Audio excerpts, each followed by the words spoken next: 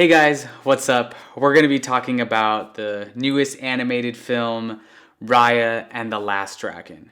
I want to preface this by saying that this isn't some overview of what I think it is going to be. I've seen the movie. So if you haven't seen the movie, which I know a lot of people haven't, don't watch it. Don't watch this video. Go watch it, bookmark this, come back to it. Tell me if you guys agree or disagree. So, spoilers ahead. I also wanted to preface this with, this isn't going to just be a review where I go, oh, it's so great, cool. You guys should go watch it. No, I'm not going to be overly critical of it, but I want us to actually break it down in terms of a film. I'll say, first and foremost, I did enjoy the film. But there are some things that we can actually talk about. Overall, why did I enjoy the film? First and foremost, the plot was captivating. That is the main thing you need to do as a filmmaker, is make a story that's captivating from start to finish.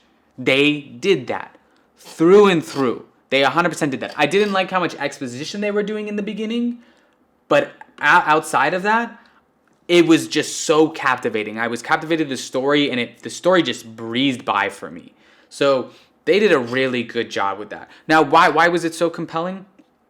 They really understood how to balance character moments, world building, scenery, conflicts, increasing stake, having more sentimental moments, bringing in action, having some I wouldn't say comedic, but they had a lot of cute moments, and just everything was balancing back and forth. A lot of times the reason why films pacing don't work well is that if a film's pacing isn't going to work well, it's often because it's not balancing those elements together. It becomes monotone, the stakes aren't there, the stakes are always so high that you just start to lose it unless it's a very quick anxiety type film. So they did a really, really good job of doing that. So that was amazing. So we have the pacing. Cool. Now that we have good pacing, good plot, very captivating, balancing of elements, what else was really strong in the film? I talk about it for a second. The characters are you want to understand the characters more. Even the side characters are good. They're not the most ridiculously memorable. The big guy kind of reminds me of actually the small tough guy. I don't even know if that's the same voice actor or not. It just reminded me that small guy from Mulan. The tough small guy from Mulan kind of reminded me of him. Except for maybe not as tough and actually was a softie. But cool, I will remember him. There's the boat kid, and that's cute, and they had his moments. The baby is probably going to be the most memorable. Fun fact, friend of mine, I guess, has their friend be the character artist designer, and they designed it after their baby. I hope that's a fun fact. I hope it's not wrong. It didn't seem like they were lying about it. I just thought that was very cute. Super Ninja Baby, love it. And then Tudyk. I mean, Disney, you're so good at making merchandising plays. I can't even fault you on it. I would have actually enjoyed more Tudyk. He was super awesome. I wish he did more things and assisted her in combat. That would have been really cool. But so the side characters were there.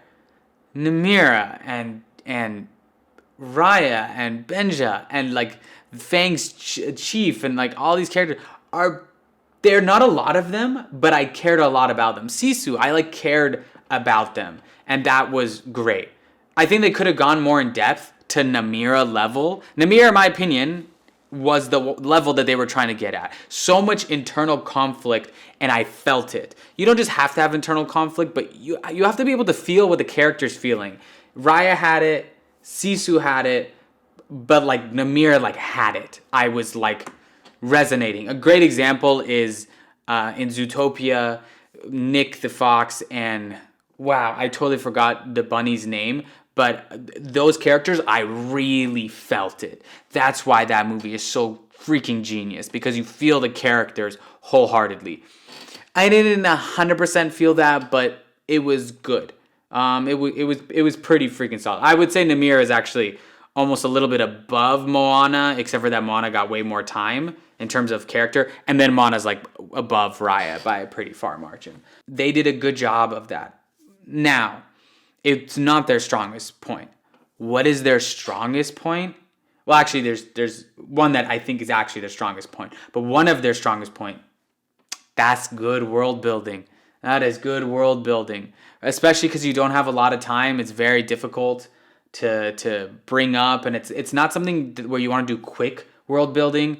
Zootopia, you basically just show the whole city and like you start to understand it over time. But in Raya, they're going through each place with the differences. And like go back and this is a movie you'd want to rewatch again to just kind of see how much of it you got and like understanding like the desert and like the mercenary style and then Talon of the the kind of what you'd maybe expect and like the way it's lit is beautiful. And then you have this high civilization bang, you have heart, which feels like it has heart. It's almost like connected to the earth. There's all these, that's really cool. It was really well done. I noticed all of it. It was beautiful. I'm not even talking about animation, by the way. The animation is so drop dead gorgeous at this point. They're just going to keep getting better at it. They're just going to keep getting better at doing that. And that's, yeah, my God. It's just, the whole thing was cinematic. It was gorgeous, which I absolutely love. The combat. Let's talk about the combat. Really well choreographed. I was surprised they actually went a little bit more reserved. I would have thought it would have been a little bit more over the top type of choreography because it's animated. It's a medium where you can go over the top. No, that felt very grounded. It felt almost very real, which totally took me off guard. I would have wished it was scaled up for my fan service, but like as terms of like as a film goes, that's the way you do it. That was amazing. What's its issue? I don't think it used combat enough. I don't think they did enough choreo. Even though the clans were always fighting or the factions were always fighting, I'm so sorry that I don't actually remember what they were called. Factions, I guess. They're always fighting, but there was like not a lot of combat. There was some. I think I would have wished it was more integrated. Kind of the way the baby was like always doing some sort of combat. I kind of wish there was a lot more of that in the film. I would have enjoyed it more of like more stealthy choreo to like get around places. But it was actually less that than I was expecting. Okay. It's a choice that I would have done more combat.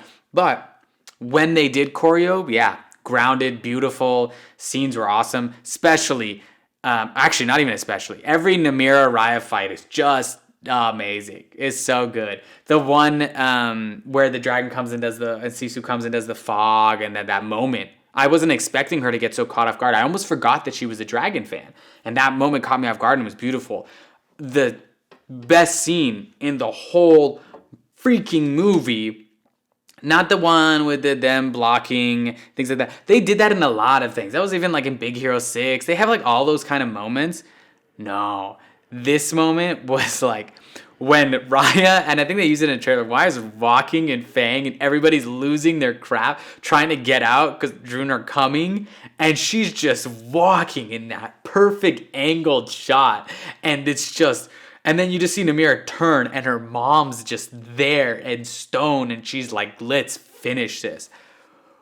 Whoo! That scene is so freaking brilliant. It is just, I was like blown away. I had chills. I was dying. It was so good. So they had the cute relief. They had the choreo. They had the compelling plot. They had some character building. They had world building overall and scenery of each specific place. I felt it. It was great. My favorite, if you want to see scenery moment, go watch the scene where they're floating down the river and there's Druun in the background. They can't get to the water and it's kind of like faded. That's probably my favorite scenery I've seen in an animated film to date. I would almost argue that is probably the case. I noticed it. It blew my mind. Go watch that scene again. It was just gorgeous backdrop. Just see the Druun in the background. It's like peaceful but not peaceful, and she's explaining that they're there for like, it's almost like chaos of humanity. It's just so cool. Such a good scene. What is Raya and the Last Dragon's best thing? I'm not sure how many people noticed it. They probably thought about it. Oh, this sounds really nice. The background score is the best utilization of background score I have heard in a animated film. That is what I would argue. There are some good ones. I'm not talking about ones that use musical. I don't even know if that's considered score, because I believe score is just when it's written for the movie. So I think a lot of those count. No, the background music that was used. Just the background music. Oh man. Rewatch the whole film. Notice in the beginning, just the music, soft. Intense. They were guiding my emotions so effectively that I just didn't know what to do. I didn't know what to do with myself. It was just so well done.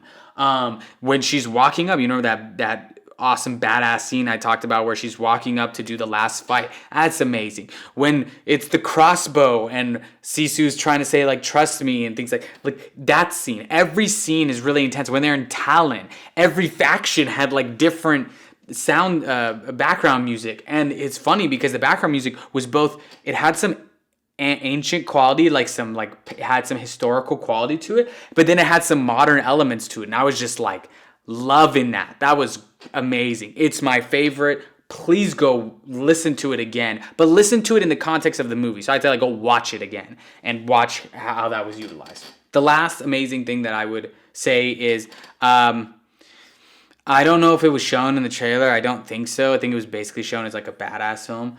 I really enjoyed the fact that Awkwafina's Sisu, like, that is not what you expect from a dragon. I appreciated it. I like badass dragons, and they showed it as like a badass dragon in the trailers. But it was so opposite of that. It was so goofy, and it was so like playful and kind of naive, but almost wise at the same time. Just like so much like not what you expect. When you expect a dragon, you're like Smaug from The Hobbit. Yeah, that's a dragon. That's a dragon. They didn't hit the stereotype at all, and I really appreciated it. Another great thing, I think it is the last great thing. The way I'll put it is they handled the lesbian vibes really well in this film. That's like the basic way I'll put it. It was, and I'm not saying you can't have it where LGBTQ thing is like first and foremost, but you don't always have to do that. This was great. I felt it. I very much felt it. It almost kind of felt like Korra, Legend of Korra type of vibes, where you could feel it throughout. I felt it really well. You feel it immediately, but it's not overblown, and it's not a main point in the film because it doesn't need to be. Whether or not they are or not, it doesn't matter. It doesn't. It's because they're people. They're just people being people, and you get the vibes, and they didn't shy away from it. Maybe they're 100% straight, no fluidity whatsoever, even though everybody's on some sort of spectrum or another. But maybe it's not. Who cares? I don't know. Then it's just a style.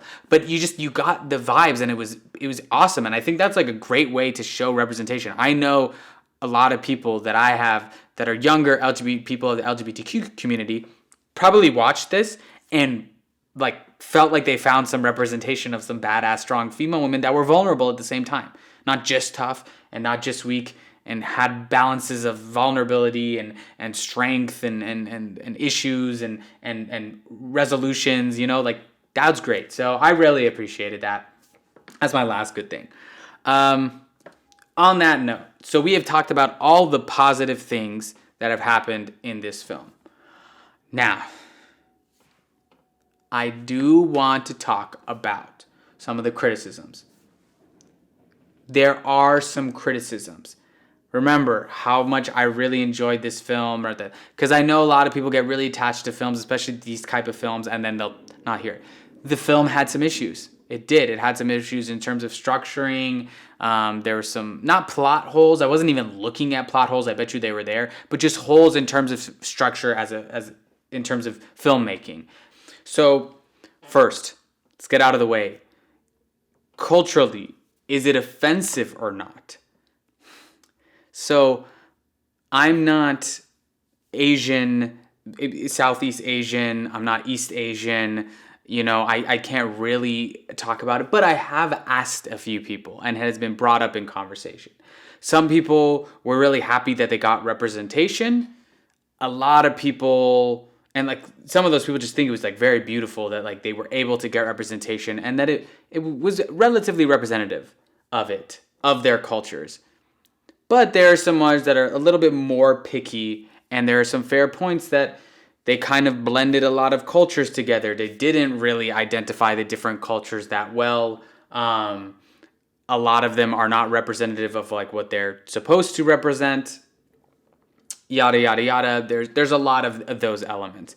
Someone did make a really good point, and I'm gonna actually dive into it as a movie perspective. But on top of that, on that layer of offensiveness, there was a concept of, yeah, so they're just fighting each other all the time. They're just dumb brutes who fight each other for power.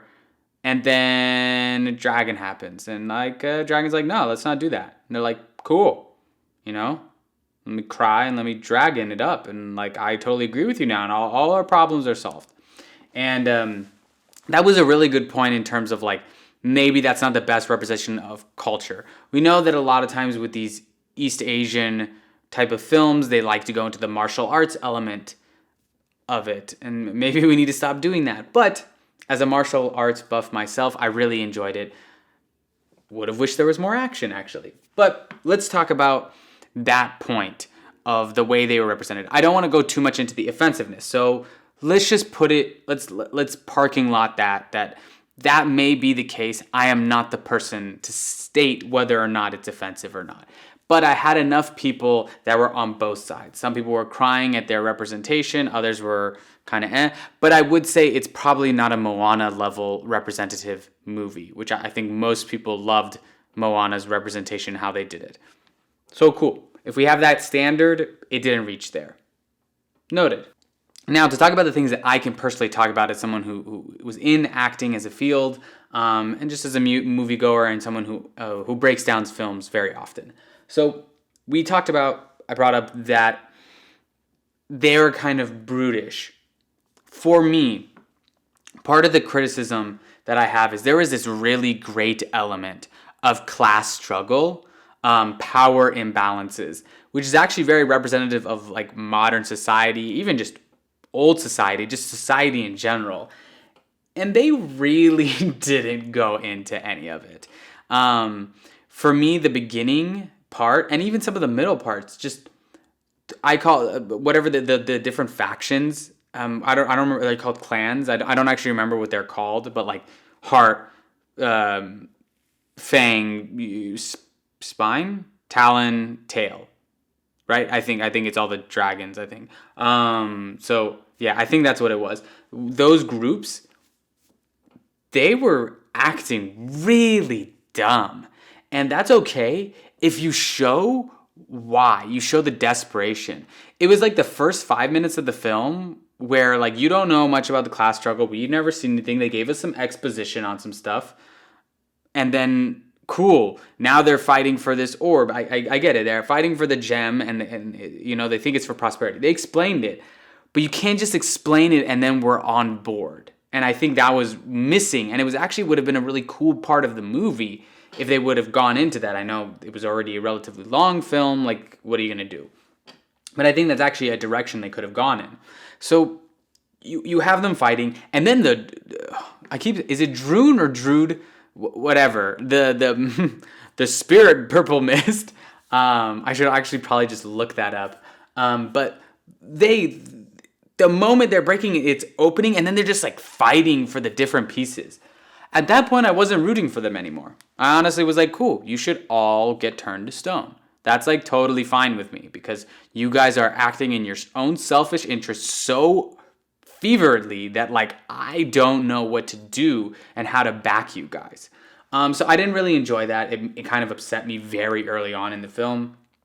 But okay, it is what it is. Sometimes you have to give foundation later on. You can't give it early. It was what it was. Now, when it came to them going on their journey, I'm not as big of a fan of like going from just like place to place and doing a journey, but I actually really enjoyed it. And there's some reasons for that. So I just want to say that it could have been a negative, but it wasn't. Now, in terms of, let's talk about comedy. as one of my criticisms. There were some funny moments in the film. However, it wasn't a particularly funny film, which is okay, but they kind of tried to force it. I didn't enjoy that. It's very hard to not try to push for comedy because you want to keep a movie centered in a strong message, but you need to keep it comedic, especially if that's what we're expected as a viewer, and we are in these type of films, to expect some laughs. The comedy wasn't really there, and I love Awkwafina. I love her. I think she's great. She wasn't that funny in this film, which is okay, but they just kept trying to give her jokes that just weren't landing. Not that they were uncomfortable, not like I felt awkward by it, but they just kept not landing. And is what it is. That's okay. But I don't know why they pushed that forward. Another issue, which is not as big, is they started doing these weird references to modern day society that really took me out of the world.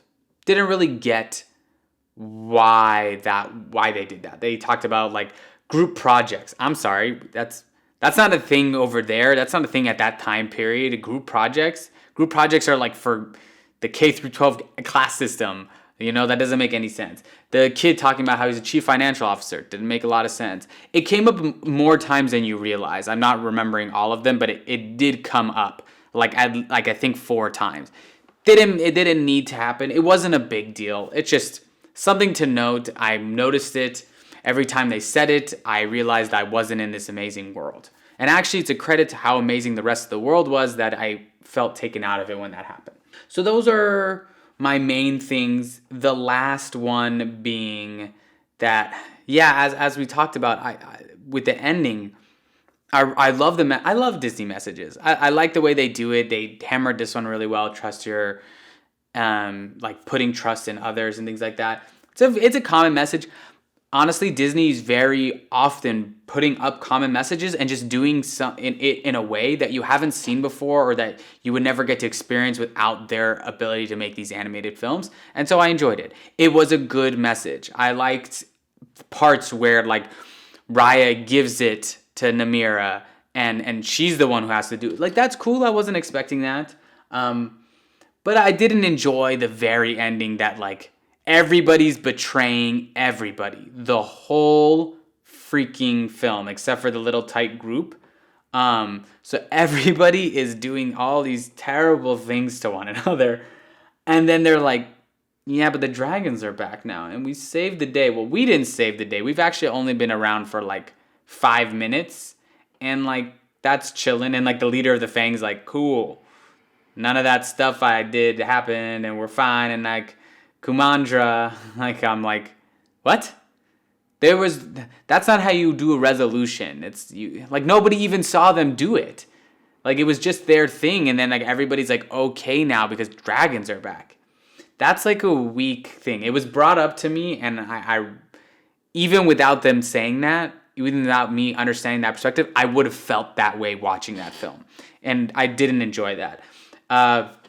Last meh part of it that I would say is I loved Benja, I believe is how you pronounce the name, the chief.